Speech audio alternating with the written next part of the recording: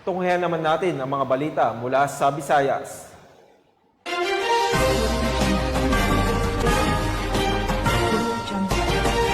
Umabot sa mahigit 20 milyong Umabot sa mahigit 20 milyong pisong halaga ng shabu ang nasabat ng Lapu-Lapu City PNP mula sa dalawang babae matapos ang ikinasang buy-bust operation sa Lapu-Lapu City, Cebu. Ang pagkakakumpiska ng malaking halaga ng ilegal na droga ay patunay lamang sa walang tigil na operasyon ng pambansang pulisya upang wakasan na ang talamak na bentahan ng ilegal na droga sa bansa. Patrolhuman Nikia Cañedo sa balita. Mas rehas ang dalawang suspect na babae matapos mahulihan ng 20.4 milyon halaga ng shabu sa isinagawang buy-bust operation sa sitio Kapaping, Barangay Basak, Lapu-Lapu City, Cebu noong 8 ng Mayo taong kasalukuyan.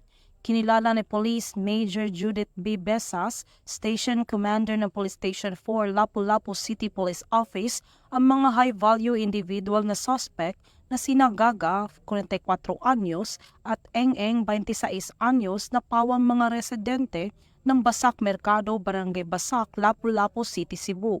Bandang alas 10:17 ng gabi nang ikinasa ng pulisya ang nasabing buy-bust operation na nagresulta sa pagka-aresta ng mga suspect at pagkasabat ng 4 na plastic pack ng hinihinalang shabu na may timbang na 3 kilo na may standard drug price na 20,400,000 pesos, dark blue shoulder bag, black wallet, Oppo cellphone, mga ID at buy-bust money. Ang matagumpay na operasyon ay bunga ng pinagsanib puwersa ng Police Station 4 City Drug, City Intelligence Unit, City Drug Enforcement Unit, Lapu-Lapu City Police Office at Philippine National Police Drug Enforcement Group Special Operations Unit. Ang Lapu-Lapu City Police Office, mas gipaigting pa ang kampanya laban sa illegal na drogas, and the significant accomplishment is a collective effort sa ato ang community, local government o sa inyong police. Nanawagan sa me na kung na may mga ini informations relative to those personalities involved, so di ta magduha-duha og tanggap sa ato ang nearest police station or message us in our social page or our hotline numbers. And as gentle reminder also sa atong mga suki na kung natin mga kaila or any friends, relative acquaintances o mga karelasyon, atong ilailahon o taman to ensure that we know what and who he is. Thank you o maihapon sa itong tanan. Kasalukuyang nasa kustodiya ng Lapu-Lapu City Police Office Custodial Facility ang mga suspect at mahaharap ang mga ito sa kasong paglabag sa Republic Act 9165 o Comprehensive Dangerous Drugs Act of 2002. The arrest of 2 high-value individuals is a result of our relentless and aggressive fight against illegal drugs.